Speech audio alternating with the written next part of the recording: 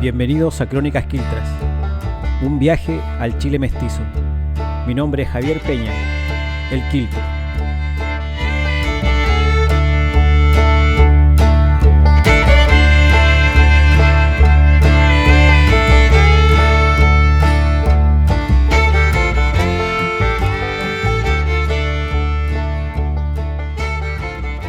Hola amigos y amigas de Crónicas Quiltras.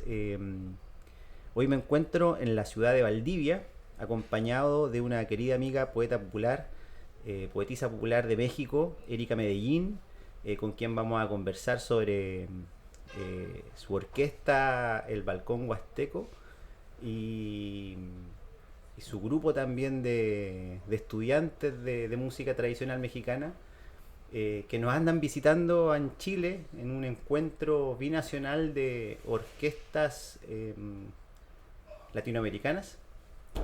Y bueno, sobre esto y un poco más también sobre la poesía popular de México y Chile, sobre los caminos que nos unen y sobre un proyecto en el que participamos juntos, que es el Cuaderno Peregrino, vamos a conversar en esta mañana valdiviana. ¿Cómo está, Erika?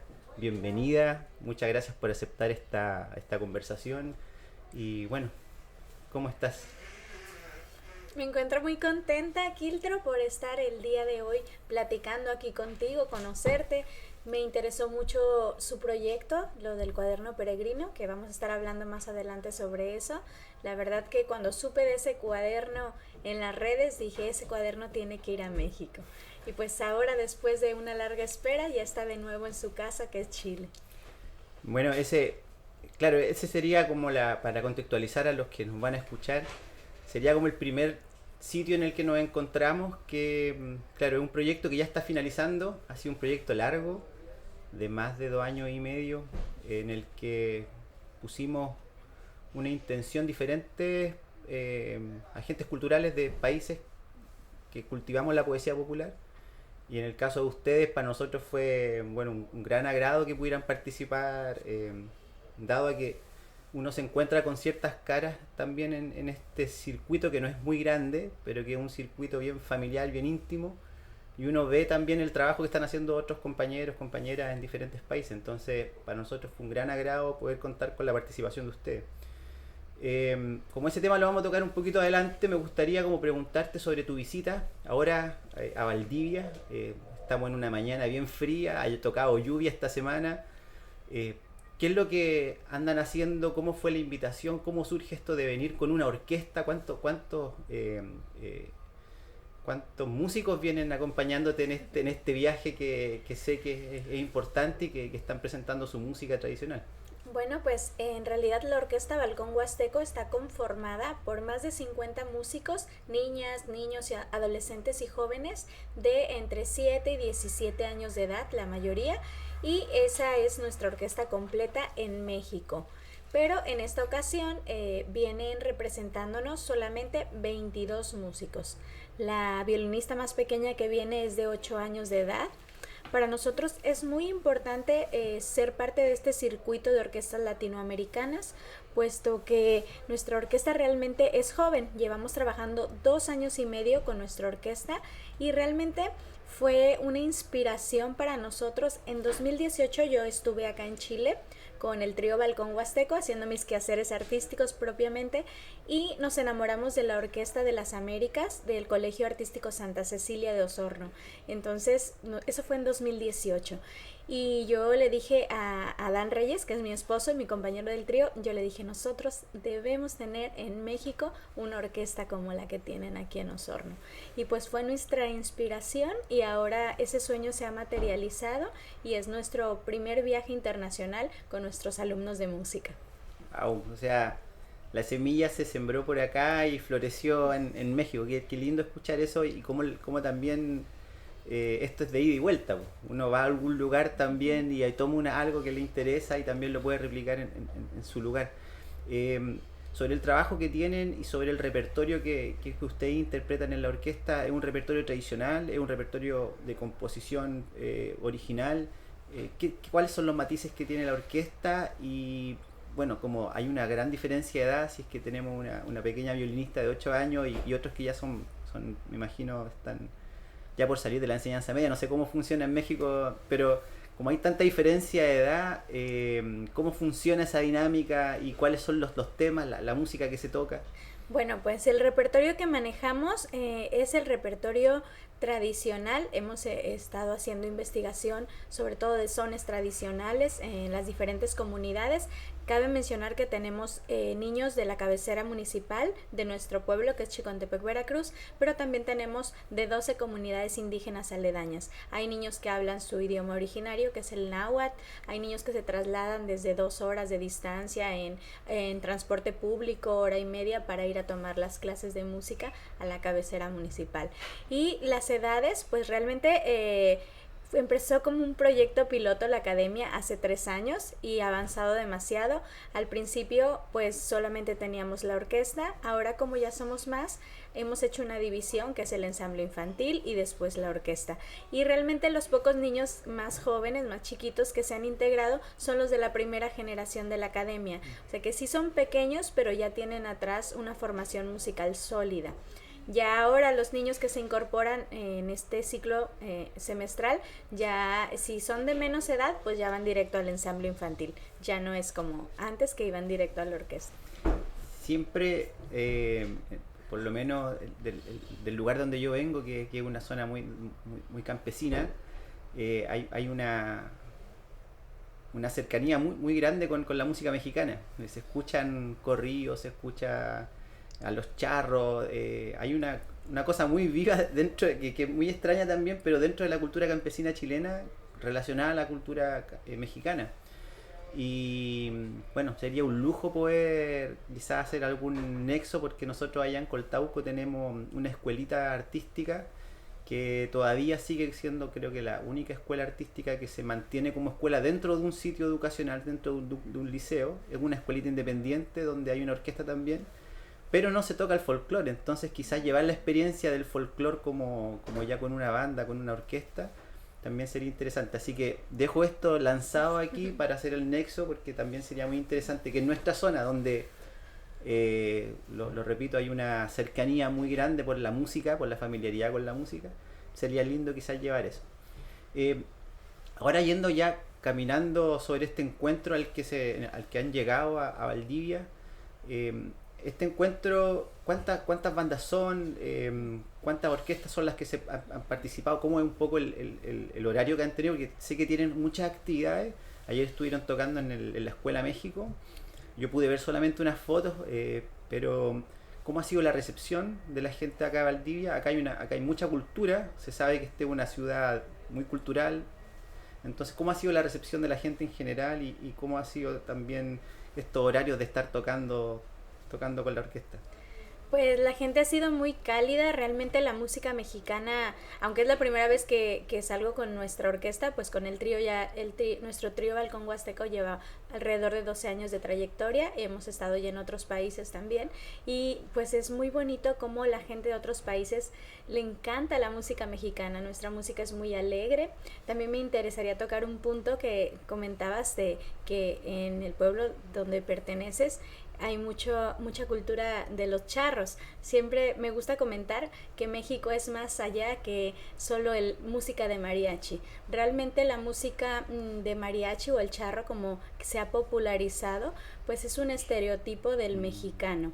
Cuando fue la conquista de nuestro país, pues se buscó recuperar como la identidad de toda esta invasión, y se empezó a crear el estereotipo del charro mexicano, y se hizo muy popular por la época de cine de oro mexicana, sí, donde salía Pedro Infante, Jorge Negrete con esos machos mexicanos bigotudos con el sombrerote, pero realmente es un personaje, se podría decir, inventado, a raíz de la época de cine de oro.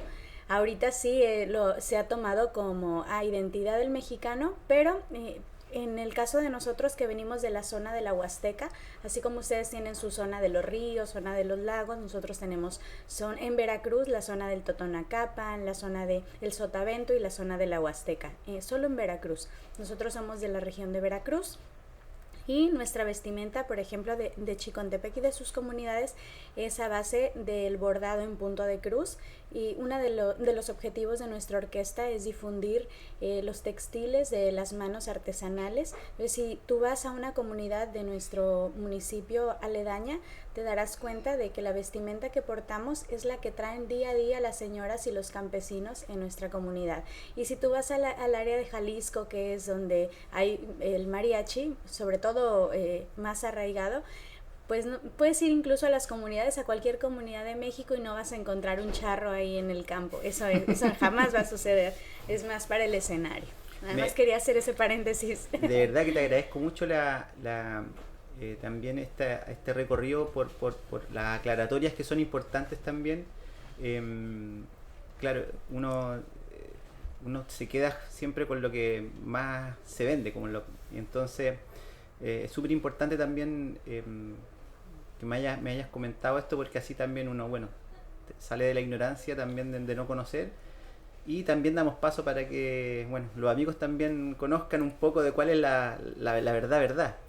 Me parece muy interesante esto de que aquí hay como una mezcla de culturas, porque si bien lo que ustedes hacen con la música, y me está hablando de las comunidades, me está hablando, es bien sincrético como con esta cultura de la colonización. ¿Cómo se mezcla eso en México? ¿Cómo se da? Porque me hablabas que tenés alumnos en tu orquesta que hablan su lengua natural. ¿Cómo se da esta mezcla? ¿Cómo la música de alguna forma sirve como canal para expresar, no sé, con una cuarteta o no conozco las estructuras poéticas? Las estructuras, pero bueno, con las cuartetas, quizás con las coplas, la música, ¿cómo lo hacen ahí? ¿Cómo se ve esta mixtura? ¿Cómo la sientes tú? Bueno, pues realmente el son huasteco, como la mayoría toda la música popular, realmente no podemos decir que es 100% indígena o originaria. Es una mezcla, al final todos somos producto del mestizaje. Incluso pues el violín que se adoptó en México, pues viene del extranjero, ¿no? Pero el huapango ya es un mestizaje. Sí. Está la jarana, incluso la quinta huapanguera, que es el otro instrumento del trío huasteco, pues es un familiar de la guitarra española. Entonces realmente no hay una documentación que diga en 1600 tal llegó, y no. O sea, ha sido un producto del mestizaje de una manera natural, como la música misma va transformándose con el paso del tiempo, con esa transmisión de saberes intergeneracionales. O sea, y cada quien, incluso ahorita los chicos, pues sí investigamos con nuestros músicos viejos, pero también la orquesta ya tiene arreglos de nosotros. O sea, nosotros cuando vamos a otro lugar escuchamos las sonoridades, y en la orquesta hay violines primeros, violines segundos, cuando en el formato tradicional del trío huasteco solo es un violín, una jarana y una quinta huapanguera. Entonces nosotros, que somos los protagonistas de nuestra era, tomamos el pasado, lo hacemos presente, lo vivimos y lo vamos transformando con los conocimientos, los viajes y las pláticas con las demás personas que nos siguen enriqueciendo. Y hablando sobre eso que tú mencionas, intergeneracional, de la conversación con los antiguos maestros, lo nuevo que se crea, que me parece que es el camino. ¿Cuáles son los referentes, por ejemplo, que a ti en lo personal te formaron, los referentes a lo mejor que tienen como orquesta? Si nos puedes dar esos nombres como para investigarlos también, para después googlearlos, buscarlos, si podemos quizás encontrar música de ellos, que a lo mejor también participan hoy día de estas conversaciones que tú mencionas, y cómo ven ellos quizás esta nueva generación protagonistas de este presente, con estos cambios que tú mencionas. ¿Cómo se ve? ¿Cómo se siente? Yo creo que cuando un maestro o un docente está al frente de un grupo, aunque querramos decir, bueno, voy a tratar de ser objetivo, siempre todo lo que vayamos a compartir va a ser subjetivo. Entonces, en mi caso, primero, antes de ser docente y estar al frente de la Academia Balcón Huasteco, que tenemos más de alrededor de 100 alumnos, pues empecé en el camino de la danza. Entonces empecé bailando con el trío de Camperos de Valles. Yo soy de Ciudad Valles, San Luis Potosí, de otra parte de la Huasteca. Ahora vivo en Veracruz, pero soy oriunda de San Luis Potosí. Y pues este trío de los Camperos de Valles es un trío internacional, de fama internacional. Y lo pueden buscar, es muy famoso, es de los más reconocidos de México incluso. Y pues ellos eran mis vecinos, entonces yo escuchaba el guapango cuando ensayaban, cuando había una fiesta, y entonces pues ya tenía, su música es como mi favorita en cuanto a tríos huastecos. Cuando ya estoy estudiando, me invitan a ser parte de sus giras como bailadora. Entonces viajé a muchos lugares con ellos, yo zapateando y escuchando. Y en las fiestas, después de no solo el escenario, las convivencias posteriores, entre ellos hay un trovador que se llama Goyo Solano, que es de, pues ahora sí que de la tradición. Y a mí me encantaba lo que él hacía, lo que él improvisaba. Y yo decía, algún día voy a ser como Don Goyo Solano. Y ahí empezó, digamos que mi gusto por el verso improvisado consciente, por así decirlo. Posteriormente, pues empecé a asistir a las clases de Casa de Cultura de Ciudad Valles con el maestro Mario Chávez, que ya falleció, de los Caporales de Valles. Y después me fui a estudiar a Tampico, Tamaulipas, a continuar con mis estudios de educación musical, y ahí conocí a más violinistas, a más músicos. En los encuentros de guapango, por ejemplo, yo veía pues muchos guapangueros sobre todo, y después conocí a las panuqueras, que son las primeras mujeres cantadoras de verso en mi región, que son Natalia Valdés, Toñita Valdés, Esperanza Sumaya. Y me enamoré más aún del verso. Yo creía que era verso improvisado lo que ellas realizaban, pero realmente ellas son como una biblioteca, no sé, auditiva, andante, porque saben demasiados versos, exageradamente. Yo me imagino como, no sé, alguna plataforma digital de hoy día que podemos ponerle ahí verso de amor, verso de enojo, verso, y así los tienen de memoria en su cabeza. Entonces, si tú como improvisador varón llegas y le dices algo, ella te responde con ese verso que ya se sabe, pero pareciera que lo improvisa en el momento. Entonces, para mí eso fue sorprendente, y ahí empecé yo como con mis inspiraciones, tanto como de trío, de verso. En aquel entonces, cuando yo vivía en Valles, aún vivía el violinista Eliodoro Copado, que es como uno de los violinistas más reconocidos también en toda la zona huasteca, no solo en San Luis Potosí. Me tocó cuando él falleció y entró Joel Monroy, otro violinista que también me encanta. Y pues ahí empezó como mi gusto como del violín, ¿no?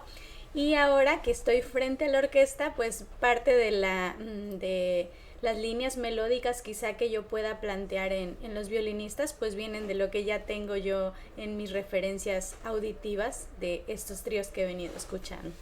Sobre lo que menciona relacionado a este primer grupo de mujeres, es un tema muy interesante, que creo que siempre es importante tocarlo. El rol de la mujer en la música, en esta música guapanguera, o en el son, ¿no existía? ¿O por qué son las primeras? ¿Por qué, cómo se generan esos espacios? ¿Por qué no participaban? ¿O si participaban no se veían? Quizás como reflexionemos sobre eso, que me parece interesante también que hayas podido ahí participar también de ver a las primeras, como tú dices, y entender quizás por qué fueron las primeras, qué sucedió ahí entre medio para que ese camino se abriera. Porque acá en Chile tenemos lo mismo, como un referente, la Cecilia Astorga, que abre un camino también para que luego un gran torrente de mujeres se abra camino en la paya, en el canto a los poetas en general. ¿Cómo sucede esto allá en tus tierras? Pues yo creo que las historias de los países en este aspecto son muy similares. Venimos de una cultura machista, de una cultura donde a la mujer no se le daba quizá el mismo espacio. Pues la mujer, por lo menos en el campo mexicano, era pues tú haces los quehaceres, las labores domésticas, y el varón pues es el músico, el que se va a la cantina, quizá a embriagarse, a compartir y a hacer música. Las panuqueras, que son, digo panuqueras como un gentilicio, son de Pánuco, Veracruz. Ellas nos platican su historia, quizás sería interesante que ellas la platicaran quizá más adelante de primera fuente. Yo les he escuchado la historia muchísimas veces, que dicen que pues ellas se consideraron atrevidas para su época, porque empezaban a ir a las cantinas porque escuchaban el huapango y les gustaba y ellas decían yo quiero también cantar, aunque las criticaban y les decían no, pero como una dama va a estar en esos sitios, y ellas no les importó y ellas querían cantar e iban y pues así empezó. Posteriormente pues ellas viajan a los eventos de huapango de la zona, donde más chicas tenemos oportunidad de verlas en acción e inspirarnos y decir, bueno, pues si ella puede, porque yo no. Y pues creo que en cualquier lugar ha sido similar el proceso. ¿Cómo fue tu encuentro con ella cuando o sea, me imagino que habías escuchado su música, pero cuando te topaste con ella en un encuentro real, verlas por primera vez, ¿cómo fue esa... ¿Qué te pareció? ¿Qué te pasó adentro? Porque por ahí viene ya tu gusto por meterte en la improvisación. Quizá. Sí, pues fíjate que sí. Realmente sin darme cuenta desde pequeña a mí me han gustado mucho las letras. Yo aprendí a leer cuando estaba aún en el preescolar, cuando tenía, no sé, 3 años, algo así. Entré a la educación primaria y empecé a participar en concursos de lectura, en escritura de cuento, no sé, siempre me gustaron las letras y leía mucho cuando estaba en la secundaria. Digamos que las chicas rebeldes de ese entonces, ¿no? Que es como la época en la que al adolescente le gusta llevarla contra a sus papás. No sé si acá sea igual, en México es algo así, y yo estaba leyendo, a mí me gustaba mucho leer. Y después empecé a escribir, quizá no tanto con la conciencia de que es una quintilla, una décima, una sextilla, una seguidilla, pero lo empezaba a hacer. Y hasta cuando empecé ya más grande a investigar, pues supe ponerle nombre a todas esas estructuras poéticas que yo ya venía escribiendo desde que era más chica, ¿no? Y cuando vi a las panuqueras, pues que fueron las primeras mujeres que realmente yo vi en un escenario, porque sin darme cuenta yo conocía siempre en los círculos en los que andaba, como con los camperos de valles y todo eso, siempre eran tríos de varones, pero no había sido yo consciente de que así era.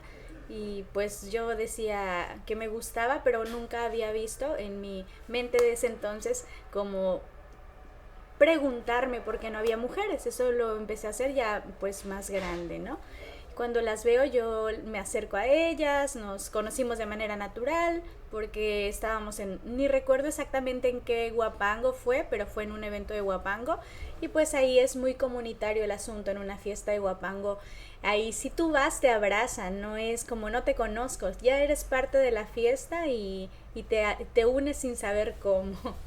O sea, bueno, qué interesante, y que mágico también el camino, que algo que siempre te gustó, después en tu vida aparece. Bueno, es una historia que la conocemos, sabemos que hay una magia detrás de esto. Yo sí. En lo personal no sé cómo explicarlo, pero sé que hay una magia y sé que las cosas pasan por algo mayor. Bueno, esa ya es tu vida. Estos son como tus inicios en el mundo de la improvisación. Cuando se conforman ustedes como Balcón Huasteco, como mencionabas con tu compañero, con el otro compañero que está abajo, no recuerdo el nombre de él, Sí, Jonathan, sí. Con Jonathan y con tu compañero, cuando crean el trío y empiezan a tener esta propuesta también, contigo de vocalista y de improvisar, no sé si improvisan los tres o solo tú y tu compañero. Bueno, normalmente improvisamos Adán y yo. Cuando son encuentros, la que me mandan a representar al trío pues soy yo, pero sí. A Adán también le gusta, aunque sí. Él no se considera, dice yo no me considero trovador, pero sí improvisa también. ¿Cómo ha sido la recepción en general en tu país? Acá en Chile, me comentaste que estuviste hace un tiempo en Osorno, con tu grupo, uh-huh. En San José de Maipo. Sí, en el encuentro del 2017 de Payadores, sí. ¿Y cómo ha sido la recepción en general? ¿Cómo la gente, qué es lo que ¿Qué es lo que te ha dicho la gente después de escucharlo? Bueno, pues yo creo que siempre, no sé cómo realmente qué comentar en esta parte. Yo creo que en general la música mexicana siempre gusta. Algo que tenemos nosotros en México es que no solo tenemos la décima, eso es importante comentarlo, porque ahorita que fui al encuentro de trovadores en Panamá, normalmente en los encuentros dicen la décima, y sí, la décima es importante en México, pero también tenemos otras estructuras poéticas que están incluso mucho más vivas que la décima, o a la par de la décima, que son la quintilla, la sextilla, la seguidilla compuesta, la cuarteta y por supuesto pues sí la décima que ahí está. Y en el son huasteco lo que se canta realmente es en quintilla, en sextilla y en seguidilla compuesta. La décima sí la utilizamos, pero quizá con una música de fondo e improvisando algunos, o si no son décimas que se escriben y se recitan antes de cada guapango. También nos pasa como el símil acá, también se le ha dado tanto auge a la décima y por detrás también otras estructuras que también caen en desuso justamente por esto, por darle tanta protagonismo a una. Pienso que es muy similar lo que pasa en ambos países. Acá en Chile teníamos lo viejo que se usaba mucho, la décima romanceada también. Habían otras formas, no sé si de cuarteta, las cuartetas que se hacen habitualmente. Otras cosas que tienen que ver con la seguidilla que nosotros hacemos también en City 5, en la cueca y también en algunos juegos de la poesía popular. Qué interesante que se den estos símil que uno desde dentro de su cultura uno piensa que casi todo es de la cultura de uno, pues, pero después se da cuenta un poco abriendo la ventana que el mundo es una gran bola donde estamos todos más o menos participando de cosas similares. Entonces me da la impresión de que es muy lindo darse cuenta también de eso, de que compartimos muchas cosas. Ahora ya me gustaría consultarte sobre el cuaderno peregrino, sobre esta idea a la que los invitamos a participar y que para nosotros fue un agrado también, una confianza también. El cuaderno nosotros mandamos a hacer 3 cuadernos, como te comentaba, acá en Chile, y se mandaron 3 más, uno a Perú, uno a Colombia, otro a México. Y de Argentina, Pablo Díaz, el payador, también decidió hacer uno de forma independiente junto a su madre, que lo encuadernó, y él lo pasó a los payadores, del cual no sabemos todavía cómo va, pero tenemos algunos rumores. María Ideya me entregó el de ella, que es de Perú. El de Colombia, lamentablemente no sabemos dónde está, pensamos que está perdido por ahí en algún lugar. Y bueno, ayer la sorpresa, la alegría de encontrarme contigo y recibir el cuaderno de México. También obviamente llegué a leerlo y esto también es una alegría también, leer las décimas, ver cómo participaron.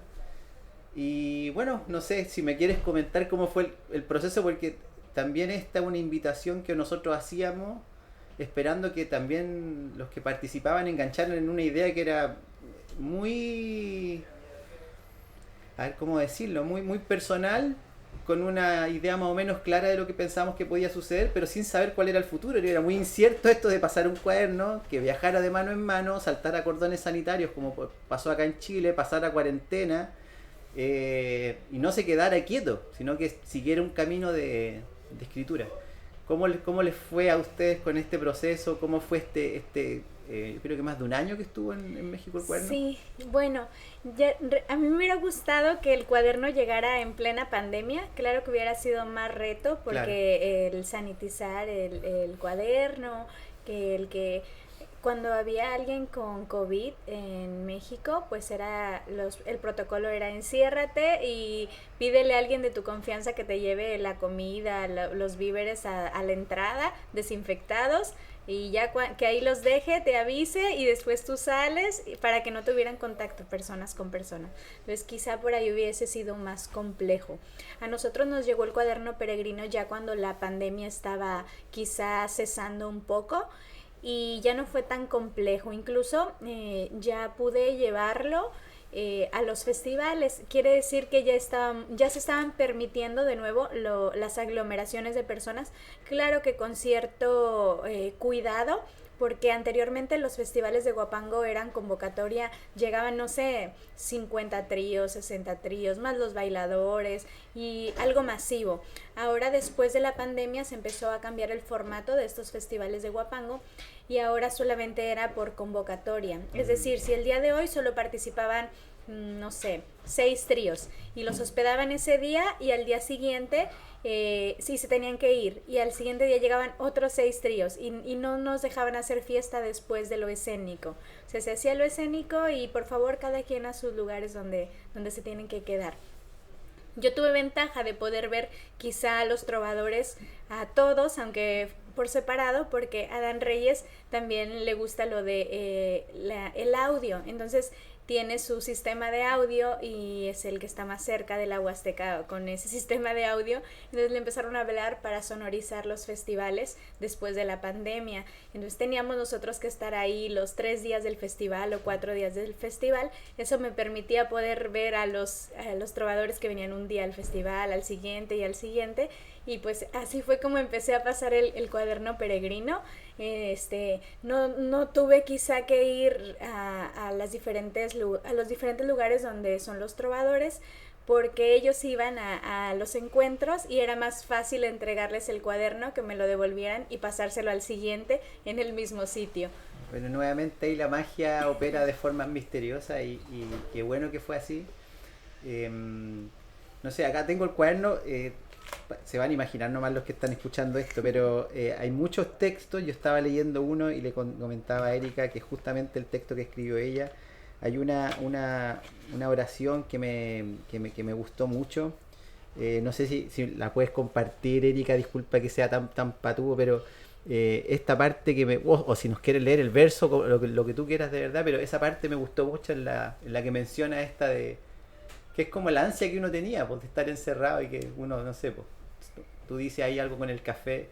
Muy bien. A ver, esta décima, esto es parte de una glosa, incluso la cuarteta Planta dice verso de la tradición chilena. Sí, me fijé. Cuando yo estuve aquí la vez anterior que vine, o creo que fue en 2017, me regalaron, fui a un concurso de pie forzado, ¿sí? Me parece, de ustedes, de la Genpunch. ¿Así se dice? De la Genpunch. Genpunch. Y me regalaron algunos libros y un librito por ahí, no sé si fue el Manguera, no estoy muy segura. Creo que me regaló un librito casero de copias, así de cuartetas. Y me encantó como todos y esa la leí y dije, esa me gusta. Y la desarrollé con décimas glosadas. Aquí está les voy a leer primero la planta que dice: siempre andan aconsejando que me aguante la pobreza. El que no lleva la carga parece que no le pesa. Y el verso que le gustó a Quiltro es el de el que no lleva la carga. Dice: ya mi labial carmesí se gastó sin dar un beso. Ya no me bebo el expreso, el café me bebe a mí.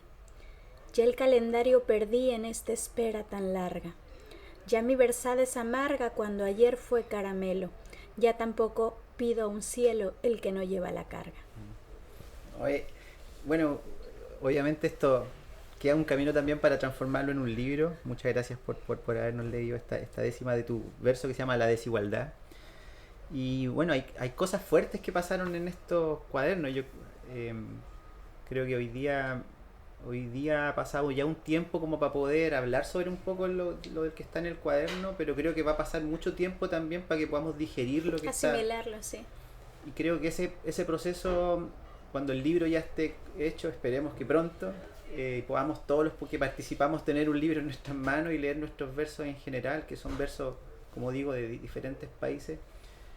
Va a ser un tiempo también como ya bien interesante también como para digerir qué es lo que se escribió y qué es lo que sucedió, cuáles eran las motivaciones, porque aquí hay todo un proceso de tiempo. Me imagino que también no fue un verso que salió fácil.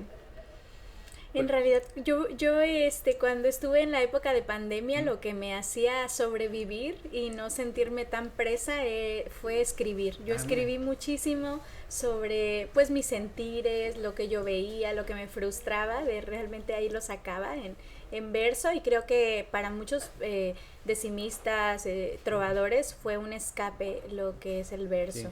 Sí. incluso empezamos a hacer videos caseros para compartir con toda esta experiencia de nosotros. Sí, la pandemia dio tiempo también como para lo de uno. Sí, lo que uno sí, lo sí. que uno ama, darle tiempo también, un tiempo especial. Erika, yo sé que tienes una agenda estrecha estos días porque están, como bien comentábamos al principio, en este encuentro binacional de orquestas latinoamericanas. Y sé que tienen presentación ahora en un ratito más y tienen también, bueno, visitas que les quedan pendientes acá en la hermosa ciudad de Valdivia.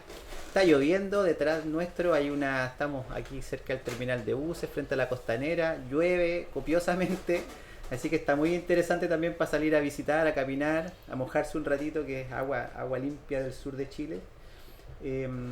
No sé, algunas palabras como para el cierre, si nos quieres regalar una décima tuya quizás de presentación, invitarte nuevamente a que cuando ande en Chile por favor nos comuniquemos, conversemos nuevamente. Creo que siempre hay temas nuevos que están surgiendo en nuestra poesía popular. De mi parte, darte las gracias por haber participado como custodia en el Cuaderno Peregrino. Ha sido un gran honor que, bueno, te hayas comprometido con el proyecto, no solamente comprometerte, sino que hacer todo lo que hiciste, que fue gigante. Para los que no saben, Erika pasó el cuaderno, pero por muchos lados, muchos poetas escribieron, siempre mandaba una foto y yo decía, pero ¿cuántos poetas pasan? Porque eran fotos seguidas día tras día, y eso fue muy interesante. Así que muchas gracias, de verdad. Bueno, eso es lo que puedo decir de mi parte. Estoy muy agradecido y estoy muy contento por este encuentro también, conocerlos a ustedes también con su orquesta, con tu banda. Y bueno, te dejo este espacio para algunas palabras finales y darte mil gracias, eso solamente. Pues gracias a ti por la confianza de ser la custodia de este Cuaderno Peregrino, que para mí fue mágico poder llevarlo de mano en mano con los poetas de mi país. Y pues nada más comentarles que estoy en redes sociales como Erika Medellín. Ahí llevo mi proyecto de décima, de quintilla, de improvisación. Por si me quieren seguir en redes sociales, en Facebook, en Instagram, en TikTok, estoy como Erika Medellín. Y me voy a despedir con una décima de presentación, como me lo pidió Quiltro, que dice... ¿Cantada o recitada? Cantada, si se puede. Bueno, cantada con la tonada de guapango arribeño. Soy vuelo de águila real, soy de México la herida, y soy canto que se anida en la sierra y el nopal. Soy trovador ancestral y soy la voz de Sor Juana. Soy quinta violín jarana, soy un tricolor violín, soy Erika Medellín, trovadora mexicana. Muchas gracias, Erika, muchas gracias, Adán, por acompañarnos. ¿Cómo se llama el instrumento? Quinta guapanguera. Quinta guapanguera, por acompañarnos con la quinta guapanguera. Y de nuevo, muchas gracias, Erika, siempre. Y nada, gracias. Ahí estamos.